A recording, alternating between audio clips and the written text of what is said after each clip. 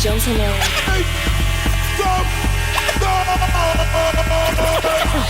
Podcasting since 2005. You were listening to Gamer Tag Radio with your hosts Godfrey, Pete Rock, Paris, Pasta. Come on.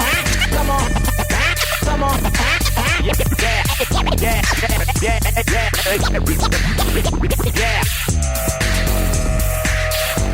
Welcome to Gamer Tag Radio, episode 549. This is your host, Danny, a.k.a. Godfrey. And guess what we have this week? The usual co-hosts. Let's start with Poston. All right, first. Yes. What's up, Danny? You're special now, man. You're Thanks, first. Man. I appreciate that. That feels good. Yes. What about you, man? What's going on with your life? Going good. I feel like I've kind of taken a little bit of a break from gaming. Because I actually have not been playing The Division like you guys have all week. So I'm going to be curious to hear your guys' thoughts a little bit later in the show about that so far. But no, just spending family time, trying to do more outdoor things. It's spring now in Georgia, so the weather's a lot nicer. Probably going to go see some movies this weekend, like the Brothers Grimsby, Sacha Baron Cohen film coming out. Probably going to go see that. Still need to see The Revenant, didn't see that last year. So yeah, just good spirits, good times. Pretty excited to probably get in some hardcore gaming this weekend.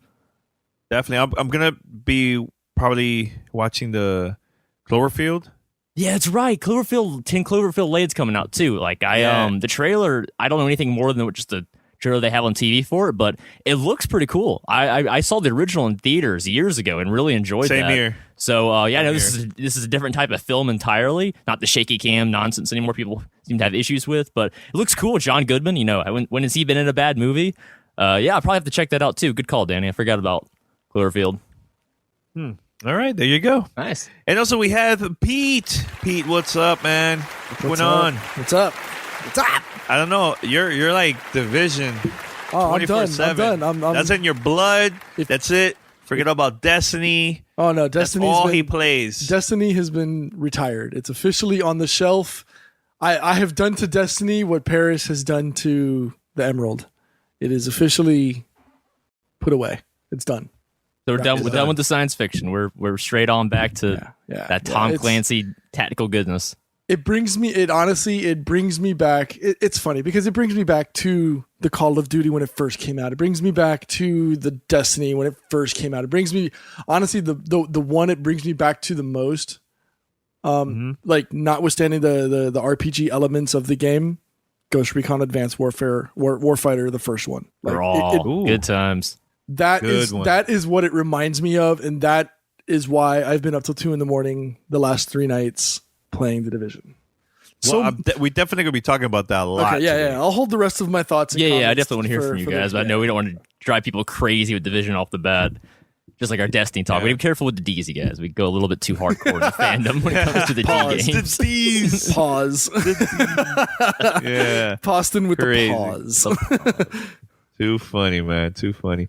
All right, head over to gamertagradio.com or play.it /gamertag. You can check us out over there. And tell us how we're doing. Feedback. Review us on iTunes, Stitcher. Also, you can find us on Spotify, TuneIn Radio, and other places. Just spread the word about Gamertag Radio. And whenever you get the chance, take our very short 3-minute survey. It will help us out big time. Let us know where you're from and how you're listening to the podcast. Just go to playitsurvey.com. That's playitsurvey.com, and it will help us out big time. Another thing, too, email us if you want to be part of the fan mail episodes. Hit us up, fanmail at gamertagradio.com. That's fanmail at gamertagradio.com. Or give us a call, 786-273-7GTR. That's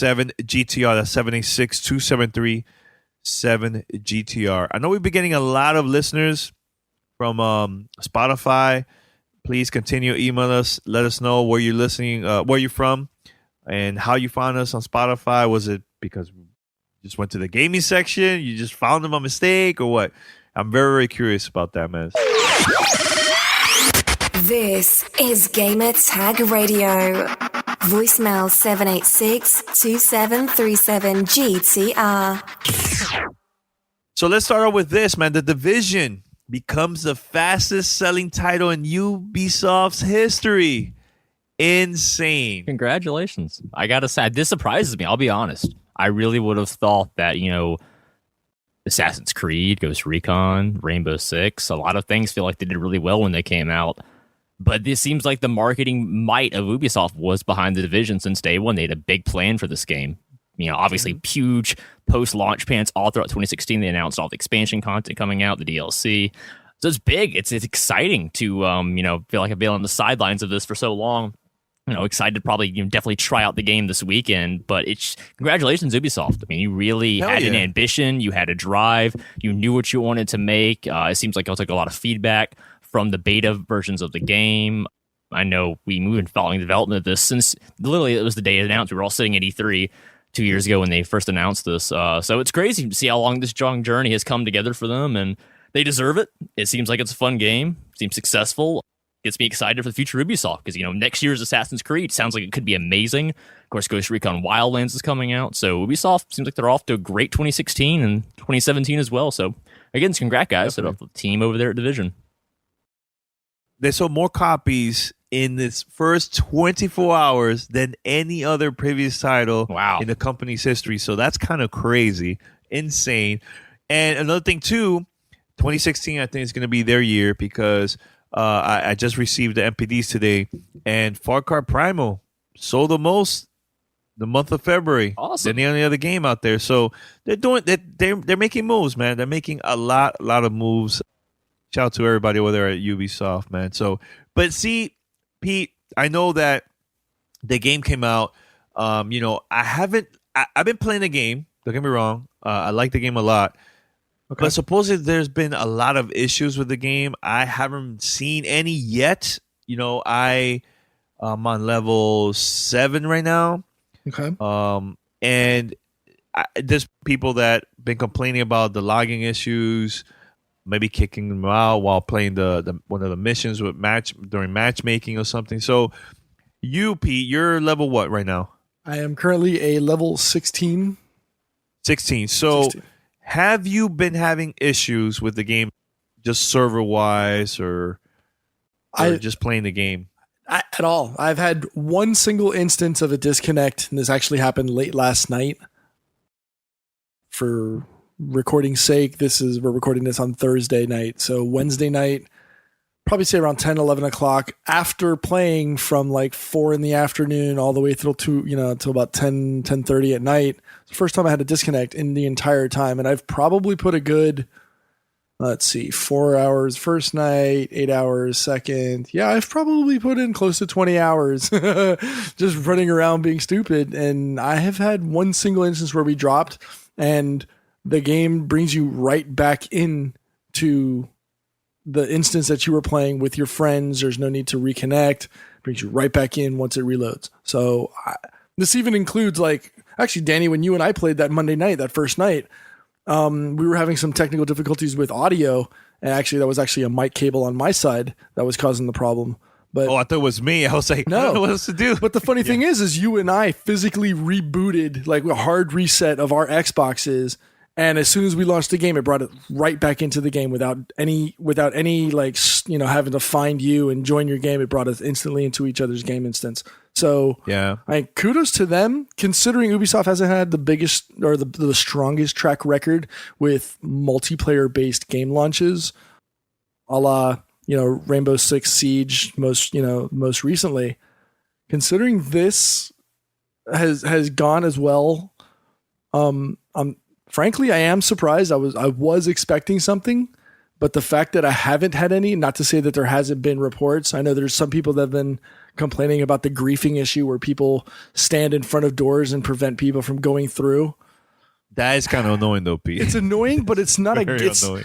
it's not a bug. Like, it's not something that fundamentally breaks the game. You can eventually push your way through. Yes, it's annoying and it's a pain in the neck, but it's not They could something fix that though. They could fix that. They can and they can't. Like, I can see how, like, when you're using ladders and you're crawling, you're going up or down the ladders, you can actually be person in person. Like, you could be two people in the same physical space, but you can't do that for the doors. So I don't know if I doubt that they're going to be able to widen any doors, mass on and in mass via code.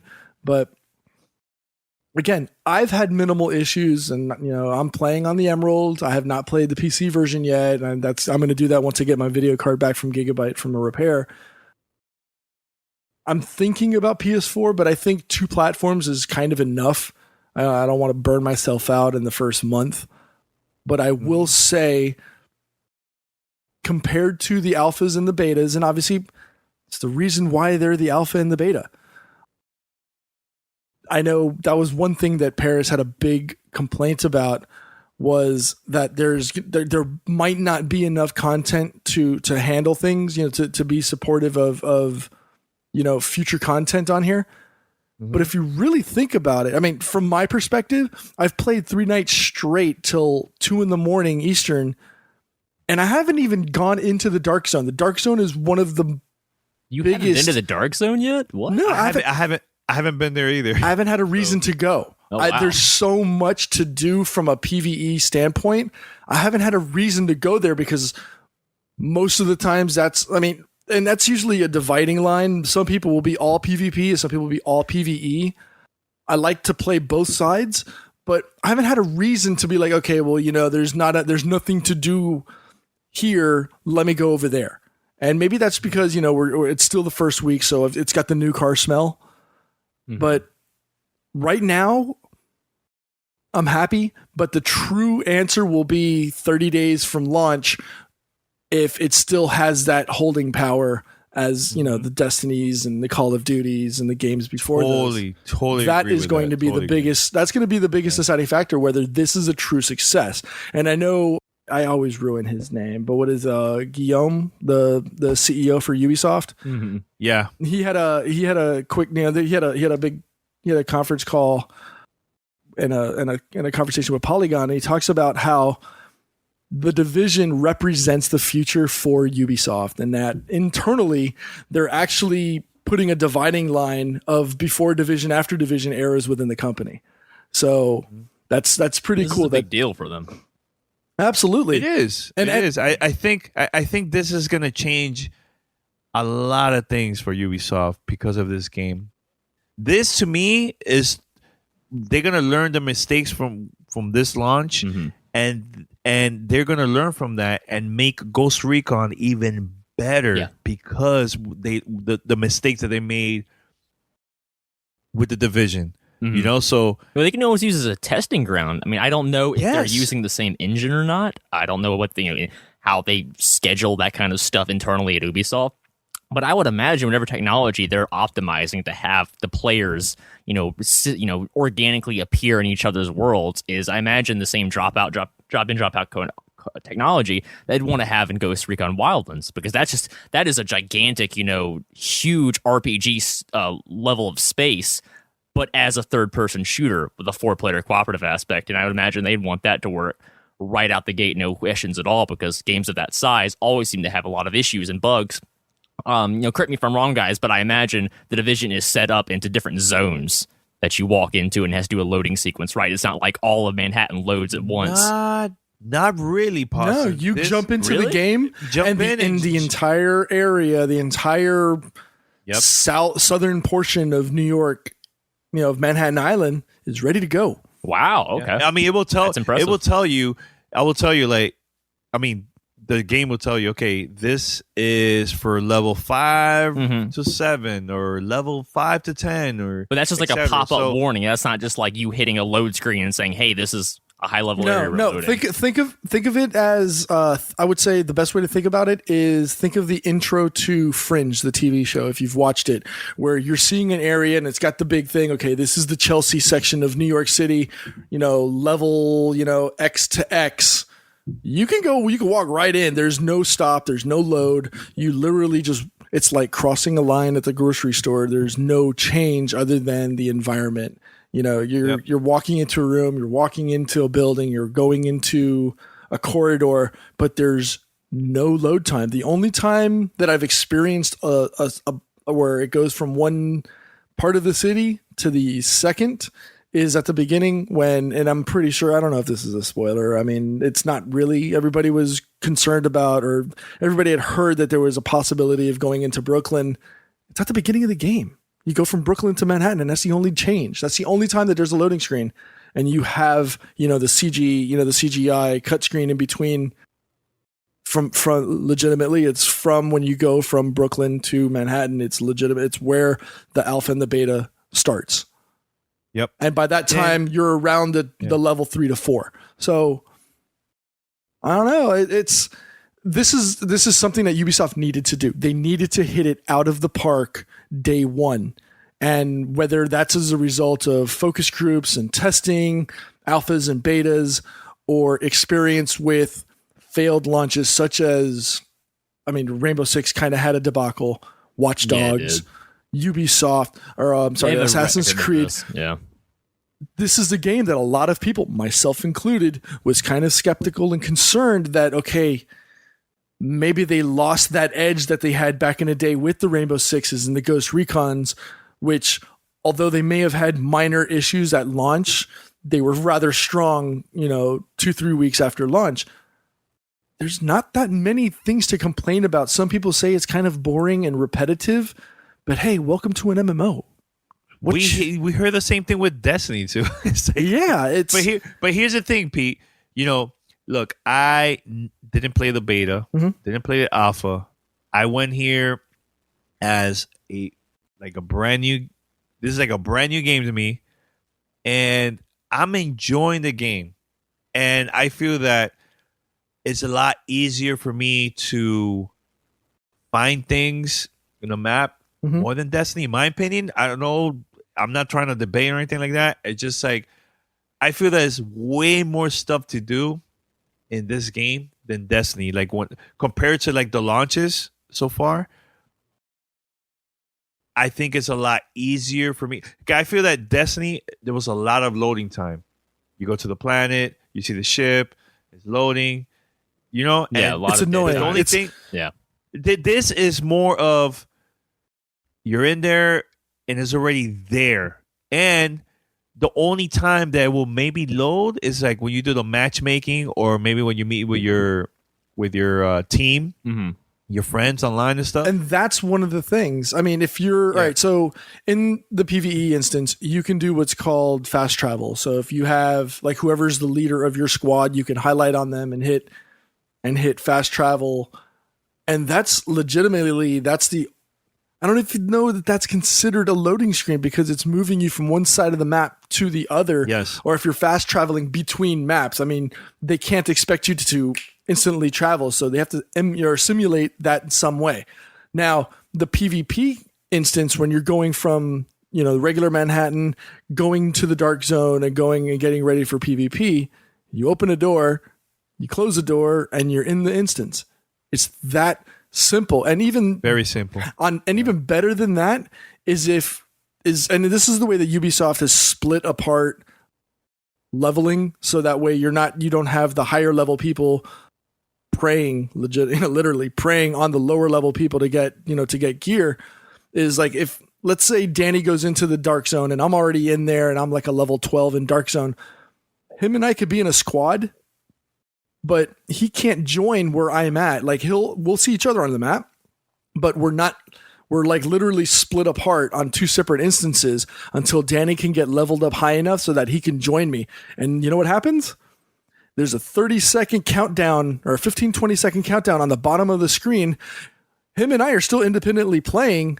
And then as soon as that timer runs out, the screen goes black. There's a quick loading screen, or sometimes it's just instantaneous. Boom, Danny's in my instance. We're playing together. Have a nice day, and continue going. But they've taken all of the mistakes, and this is granted, this is 3 days in, so take this with a grain of salt. 3 days in, and there's been very, very minimal issues from a server infrastructure side. Now, some people can complain again and say that, oh, well, it's an always on game. It's 2016. It's where the gaming We've been industry dealing with is this for going. a while. This It's is the not a new Hello, issue. your phone is always on. It's the popularity, but it's the popularity of shooter styled games, and everybody wants to say that this. And I've said this in another show. People try to pigeonhole this game into a shooter first when it's more of an RPG with heavier shooter tendencies than the traditional MMO. Yeah, I agree. And here's another thing too. I know Pete talked about fast travel. Honestly, Pete, I prefer to walk around the city because let me tell you, the design, it looks exactly like New York City. Like I'll go to 34th Street, I'll go to Madison Square Garden. So is it to It's the scale, Danny? same- As a native, Yo, can you recognize buildings? Yes, That's pretty dope.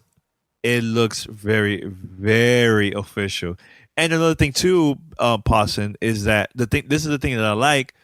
I might see someone walking that maybe they just want to eat or they want a bottle of water, and I'll hook them up like, here's a bottle of water, man.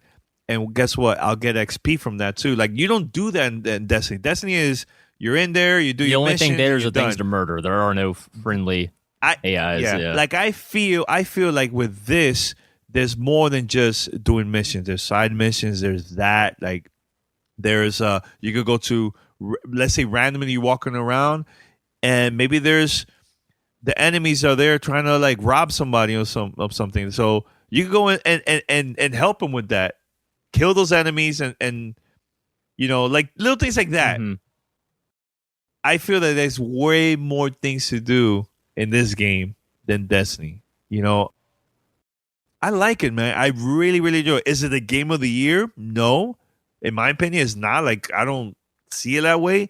But I feel that this is a game that I feel that people should give it a chance and try it out, because I know people are going to compare this to Destiny, but I just don't see this as like Destiny at all. The only thing that I could say that's kind of similar is just the MMO part of it, that there's so many other players playing at the same time. I haven't been to the Dark Zone yet, Pete, so I don't know how that is yet. But let me tell you, when I do the missions, it's so challenging and so much fun, man. So much fun. And the thing is, too, is let's say I'm walking around and I feel that, man, I want to go to this area, this mission. Let me just go there. Oh, man, I'm playing by myself. This P is not around. My friend's not around. Let me just do matchmaking on this level, and I'll go and I'll randomly join somebody else's game that just starting to play with that on that mission, and I just go from there. Like, I don't know. To me, I find it a lot easier to navigate and finding people in the game, and it's not frustrating. Like, I felt like it was very frustrating with Destiny because there was a lot of puzzles and playing with P and everybody else, like doing raids. It was kind of frustrating, man. Which one we were playing, P? That was the first raid. No, not the first. It wasn't the problem. It was like either the second. Oh, but see, those aren't really raid? considered raids. Those are like mission or level bosses. No, not strikes. Not strikes. Yeah, I'm talking about raid. Actually, raid. Yeah, that was the first raid. That was from the first season. Wow, it's been that long since I've played it that I've already put that game on the shelf. I've put that game on the shelf. Let's put it that way. Yeah, okay, all right, it's done. Destiny's done. But all I'm saying is, I like this game. I really, really like it, and I'm gonna even give it some more time to play and just enjoy it. Like I feel that this is not, to me, this is not a game that, oh man, P's level 12. Oh man, I have to be level 12. No, I'm taking my time and having a blast. If P or anybody in the community that they're not on, and I want to play it on my own, and I could just play with other people and just go and enjoy it, man. It's not. I don't feel like it's forcing me to be like in a certain level. I'm not getting that vibe compared to like Destiny. Destiny, I feel like I had to, because I want to keep up with everybody else. My concern, and I think it's gonna be the same, is, are you, Danny, going to be still playing this game 30 days from now? Here's the thing. It's not a bad thing if I stop playing within 30 days. if here's the thing, I like to try new games. So Mirror's Edge is coming out very soon. There's other games out there like Uncharted 4 is coming out. I want to try all those games. I don't want to lose an opportunity to miss out those games because of Division. So yeah, I'll go back if I feel like I'll go back. Pete, let me ask you, is it that important to forget about all those games and just stick with the Division? It's not, but you have a tendency to play a game and then 30 days out, no more than 30 days out, and you're already on to the second and third game on the list, and I don't see you catching the full experience of an extended gameplay that goes on 3, 4, 5 months. I don't see it as a bad thing. Do you see it as a bad thing, Patrick? There's nobody saying it's a bad thing. I'm just saying I'm just bringing to light something that I've visually, I'm seeing from your perspective. You don't play those games for 2-3 months, so you miss out on those experiences, like going through multiple raids of multiple, DLC and expansions on a title. You're like a one and done after 30 days. So no. See, like with Destiny, I did all of the missions, and I took a break from Destiny because I wanted to review and talk about other games on the show. Mm-hmm. And then eventually I went back and I did all the raids with all of you guys for the first time weekly. I was doing a raid every week, so I didn't miss out. It just took longer for me to do it. So I don't see that as a bad thing. I see that as more of taking my time. I'm not rushing it. I want to try other games too because, if it wasn't for me stepping away from Destiny and trying out Forza, the new Forza game, or Ori, the Blind Forest, and other games, I'm going to miss it. I'm going to miss out, man. So okay. I think I did the right thing. Took my time and I went back. I would say, Danny, as because I play MMOs in the past and I like those type of games, I'm more inclined to stick around for the long-term things like this. But that doesn't necessarily correlate as I'm in there with the season pass. I'm in there guaranteed getting the expansions. I'm more concerned of how far is, that initial $60 going to carry me content-wise before I basically hit that paywall being like, oh, if you want to continue playing with your buddies, you got to cough up money for, the new content.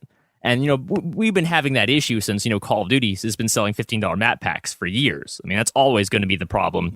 If you want to stick with a game for long enough, you're going to have to pony up the money for it. So I'm just curious to know, once we talk about, say it's solid, as Pete said, it's solid 30 days from now, we'll talk about the Division again, obviously. We'll compare and contrast how far we've gone, how much content we feel like we've accessed, we feel like we've beaten everything. And like Danny said, other games are going to come out.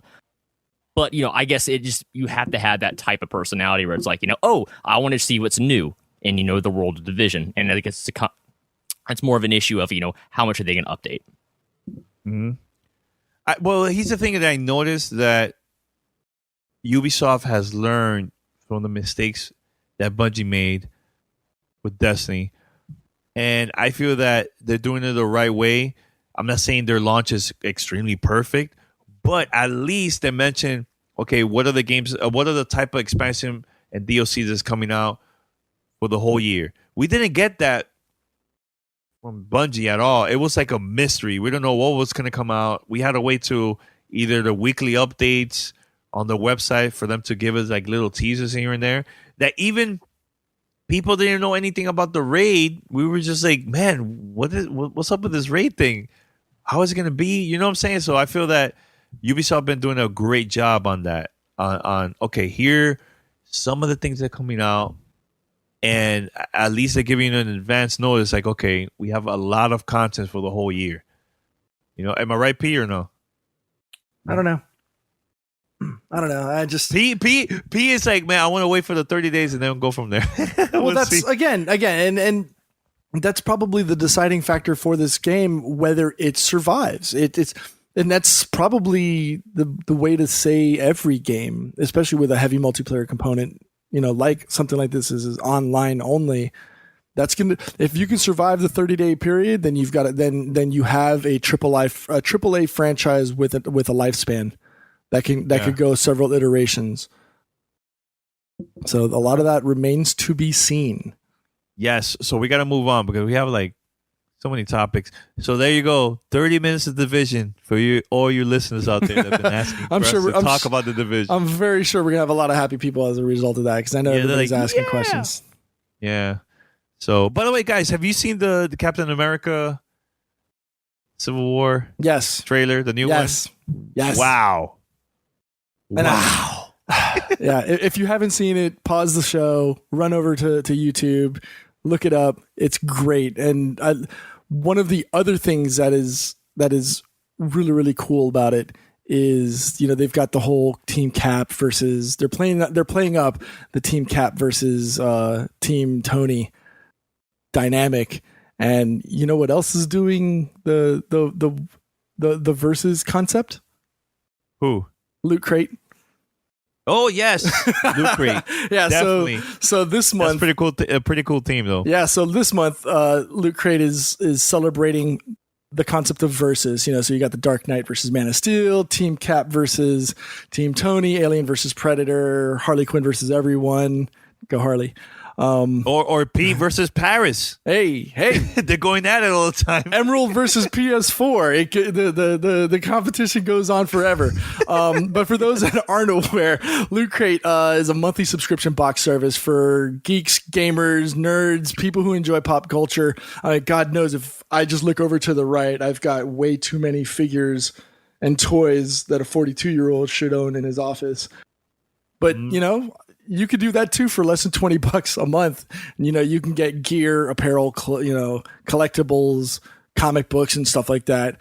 And if you order up until the 19th of March by 9 p.m. Pacific and subscribe, you can get that month's Loot Crate for, $3 off of the new subscription by going over to lootcrate.com/gamertag and enter the code gamertag. And it's pretty cool because, every crate has somewhere about $40 to a little bit over $40 worth of value. And again, this could be in the form of shirts. I've gotten cups or like coffee mugs and t-shirts. I've gotten a comic book. It's pretty cool. It's like paying $40 to a friend that knows exactly what you want. And then every month knocks on your door and you get a box with all of the stuff that you really, really dig.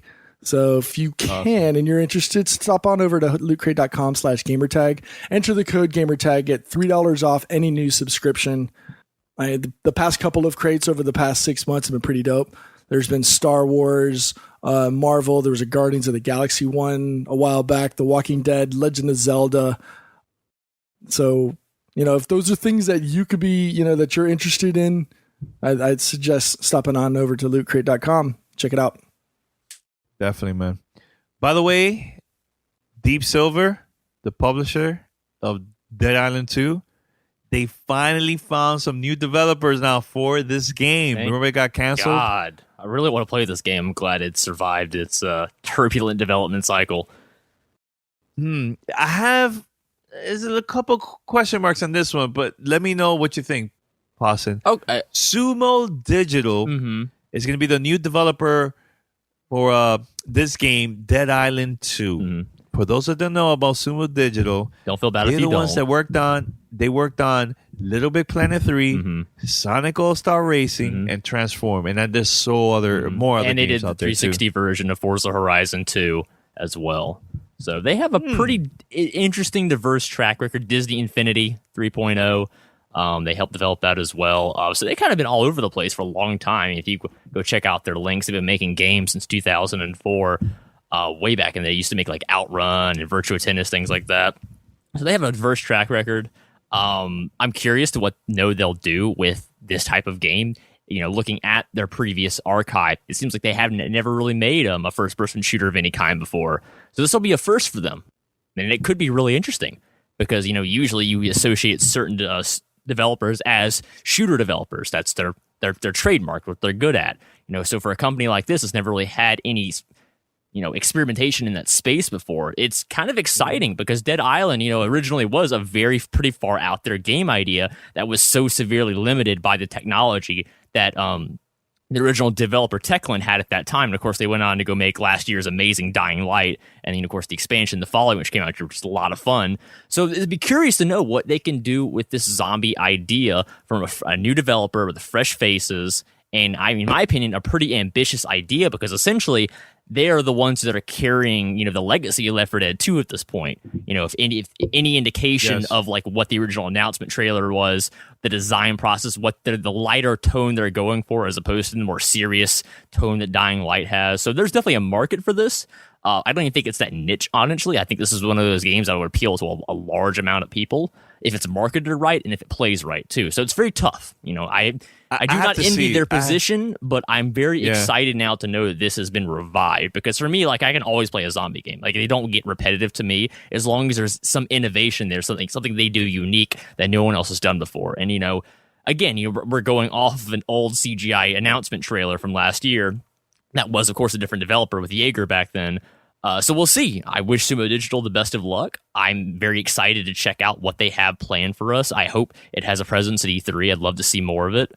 But yeah, it sounds good to me. More Dead Island, especially if it's a fun, enjoyable game. That comes first, more importantly. Don't worry about content. Just make sure your base game is actually fun, and then add content on top of that. A lot of people get this reversed.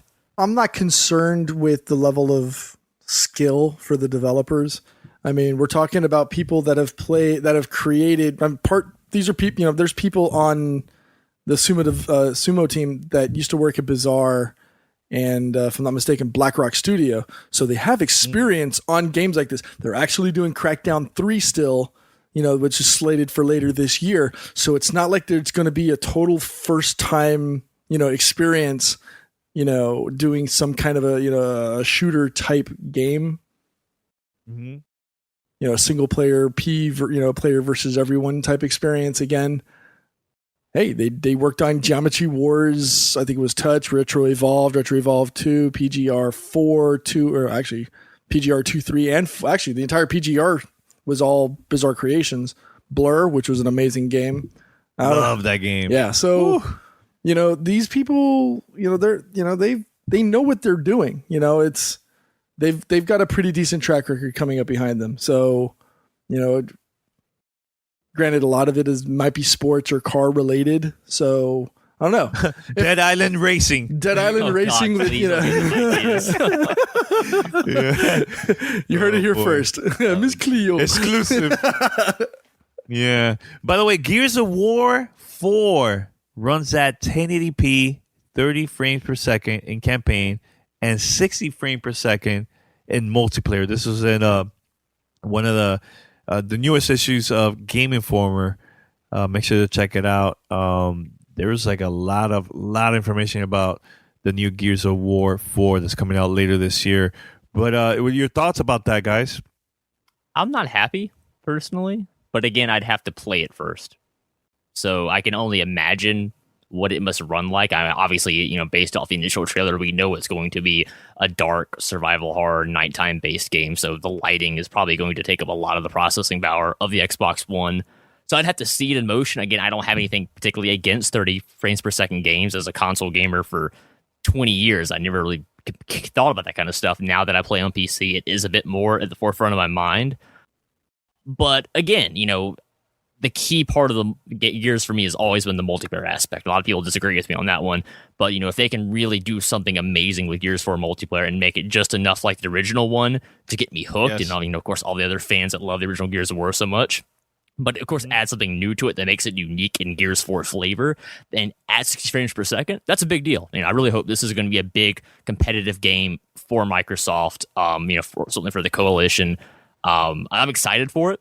So for me, the campaign is secondary at this point. I'm going to enjoy playing it, but I don't feel like I'll have the fervor that maybe I used to when, the novelty of it, 2006 was like, oh man, 2-player, buddy co-op, adventure war movie game. This is amazing. Jump forward 10 years later. Now it's more of like, what's the single player part like? I might try the co-op here and there, depends on what it's like. But for me, the multiplayer is the forefront of my mind. So I'm happy that 60 frames per second, but I'd have to wait and see, what does the single player look like in motion? I'm not going to judge it purely off of just the numbers aspect. But it's pause for concern, I think. At least in my opinion. P, anything else? No? You done? Nah, I don't know if, just me personally, I don't know if just the Gears of War train has left. Like it's left the station, and I think we'll know for sure at E3. I mean, either it's going to wow us or it's not, and we're just going to be like, oh, okay, I guess I'll play that because, we already have Xbox Ones. So kind of like Halo 5. We were pretty divisive on Halo 5 last year. I will say... We all played it anyways. I will say the one thing that keeps reminding me of Gears of War is the Division, because you've got the jump roll away. I knew it. I knew it was going to bring it up. Yeah. They're these. It's there. It's there. As long as I don't have Brian shooting me with headshots from across the game, I'll be okay. I'll just keep enjoying it. All right. By the way, right now, I haven't imported a game in a while, since maybe the early 2000s. The reason is because I used to live in New York City, so I could just go to the store in Chinatown and just buy games from Japan there, imported games. So, but there's an easy way now to buy games from Japan. Amazon now sells Japanese video games internationally. The good thing is that PlayStation 4 and Xbox is region free. Doesn't matter if the games were anywhere around the world, you could play it. You can't do that with the Nintendo systems like the Wii U or 3DS. It won't work at all. Huge mistake by Nintendo. Very huge mistake. So hopefully the next system, they probably will have it region free too. So, but here's the thing: it's not every game that you could buy through this website on Amazon, and that they could send it and ship it over here to the States. There's certain games. I think it's because maybe companies they don't want to take that risk. I don't know with all this stuff. But there's other games that you could definitely buy, and it will ship it to your house with no problem. So is there any games that you would like to import from Japan, either on the PlayStation 4 or Xbox One? No, because I was going to say the first ones that jump to mind are 3DS games, and it reminds me how angry I am that I can't play them. So things like Detective Pikachu, if we don't ever get that in America, well, too bad. You can't play that unless you got a Japanese 3DS. So as far as... there was one person that was trying to buy Phantasy Star Online 2 for the PlayStation 4. Yeah. And it wasn't working. It didn't work. Yeah, so I imagine you probably need Japanese servers for that. I would honestly, I would have done that right away. I don't know. I guess I'm so fallen out of touch with the Japanese game development scene over the recent years because the focus has been so much on what we're doing in North America, developer-wise. So for me, there certainly are PS4 games I'm excited for down the road. Certainly things from Square Enix like Kingdom Hearts and Final Fantasy 15. Those are games I know they're going to be localized, so I don't have to worry about that. I probably would have to dig deep to find something that I actually really want to play on the PS4. But I feel like I just stopped paying attention because I feel like for the longest time that it just would make me mad to be like, oh man, I sure wish I could play that, but it's region locked. But yeah, there's certainly we have some listeners out there that are people that are the type that import games and have some recommendations of they think that are cool Japanese PS4 games that we're never going to get. I'd love to hear recommendations because this is a cool move by Amazon. I never bought anything off PlayAsia in the past, but I have friends that have very frequently. So I know this will be big news for them. Definitely. Too. Yeah. So one more topic. Paz, I know you sent this in right before we recorded, so go for it, man. Yeah, so actually, remember we talked about a couple weeks ago that we got that first single-player campaign trailer for the new Doom 4 coming out, and we all talked about, our thoughts on the single-player aspect. But now we've got the other side of the coin here. Now we have our first multiplayer trailer officially from Doom 4, or Doom as they call it.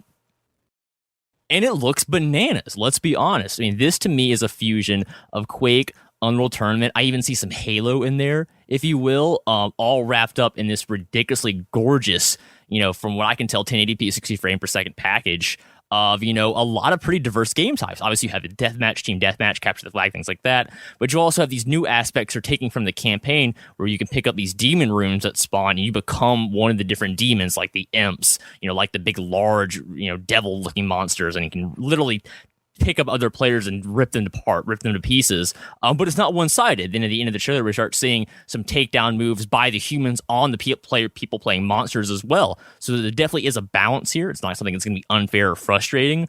But yeah, if you've missed Twitch-based arena shooters, this could be your salvation. Obviously, a lot of people have been enjoying what Epic's been doing with Unreal Tournament on PC. That's been an open beta for a while now. That's a lot of fun as well. But for me, this looks way more engaging.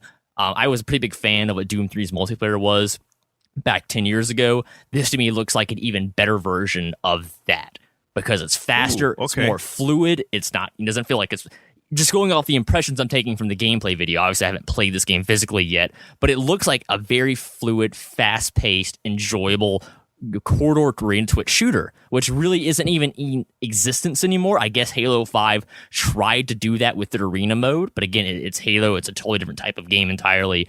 Doom has a pedigree. And, a lot of expectations are always been on Doom. They always have been. A lot of people were actually disappointed with Doom 3 because it was survival horror and was not the hard up, straight shooting experience that Doom 2 was. This looks a lot more like Doom 2. So if you really enjoyed that type of super fast-paced, Twitch-based gameplay, this looks right up your alley. So for me, I'm super excited now. I was already all in for the campaign. It looked amazing, it looked fun. Now that I've got multiplayer, now I'm more excited. Yeah, because this to me is a complete $60 game worth every penny. The more I see, the more I want to play it. I'm pumped for this. I mean, really, I'm really looking forward to playing this and honestly spending equal time between mouse and keyboard and the Xbox One controller as well. Because it's definitely the kind of game that I would alternate between both because they both look like fun ways to play the game. And then, of course, as we mentioned before, you're going to have those Doom snap maps. You're going to have those, those custom created tools that players can use to make new maps, new game modes, things like that. So there's really going to be like so many. Yeah, there's going to be so many levels and everything too. Yeah, so. And I think the Doom community has been there for the long haul, and they're going to come in full force for this. They'll bring in a lot of new players that haven't probably had any experience with Doom whatsoever. So this is great news. I'm really pumped that Doom is coming back in a big way. It looks like they're taking everything up to like 11 on the scale. It's gorgeous. It looks fun. It's bloody as hell. Again, I think you have to be a little bit dead on the inside not to get your heart pumping when you watch these kind of trailers for Doom. So I'm excited to bring it on, man. Can't wait to play this game. P, any thoughts before we wrap it up? I said it a while back. I'm not sold on Doom. I don't see this game. Fine. It's fine, but it's my opinion. I don't see this having a 3-month lifespan, anything longer than a 2 to 3 month lifespan. I see it as just evolve with the Doom skin. There's gonna be listeners that's harsh. It is. There's gonna be some listeners that are gonna hit us up like, man, so what? Game needs to be a lifetime for 3 months in order to be fun? Yes. You don't have to. You don't have to, man. Look at Unravel. Look at Ori. Those are very short games, and they're game of the year contenders. And it's not a month or 3 months lifespan. I don't see that with those games. But those are one and done styled games, and plus you can't compare. You can't compare a $20 game to a $60. You can't compare a $20 IP to a $60 IP. Yeah, I could compare Rocket League to this, and there's still people to this day playing that, and it's cheaper than the $60 game. So to me, a game that is fun, it doesn't matter the type of content. It doesn't matter if it's short or long, or like games like The Division and Destiny. That's like more like will take months and months and months because of the new content coming in all the time. What matters is that you're having fun as a gamer. It doesn't matter what type it is, man. Look at Tetris. Simple game. You're doing the same thing over and over again. It was a very cheap game, but there's people that still to this day is playing it. So it doesn't matter the content, Pete. Doesn't matter the length, man. I mean, I think I'll defend Pete here. There's nothing wrong with not being excited about this. I mean, again, I was getting excited because I'm so into first-person shooters for years. But again, this is one of those games that you can definitely take it at face value. If that doesn't look interesting to you, I guarantee you the game itself is not going to change your view of it. It's not going to have some amazing BioShock level story twist in there. So again, what you see is what you're going to get, and I'm fine with that. I have no issue with a game that's straight up honest about what it is, what it's going to offer. And so for me, I think that's definitely worth it. I've like the kind of game I want to play. I haven't played a game like that in quite some time, so I'm excited to play it for sure. That's cool, Pete. I totally respect your opinion that it doesn't like look interesting to you. That's fine. Look, I don't agree with it. I have to say it just to the debate with Pete, man. So Pete, no, I don't like it, man. I'm messing with you. It's all good. It's Pete's like, it's all salt. I'll fight Salty guy. I'll fight you. I'm still, and you know what else? What? I'm still waiting for Paris to come and shut me up for the last 20 minutes of the show. Oh, wow. Yeah, he talked all that smack. He talked all that. So I already got him. I already threw the barbs on Twitter. So he was supposed to shut me up for the final 20 minutes. Be amazed that I was supposed to disappear right before his eyes, and I don't know. He didn't show up. He disappeared. Yeah. Yeah. He's on the bench. Hashtag shots fired to Paris. Yeah, it's all good.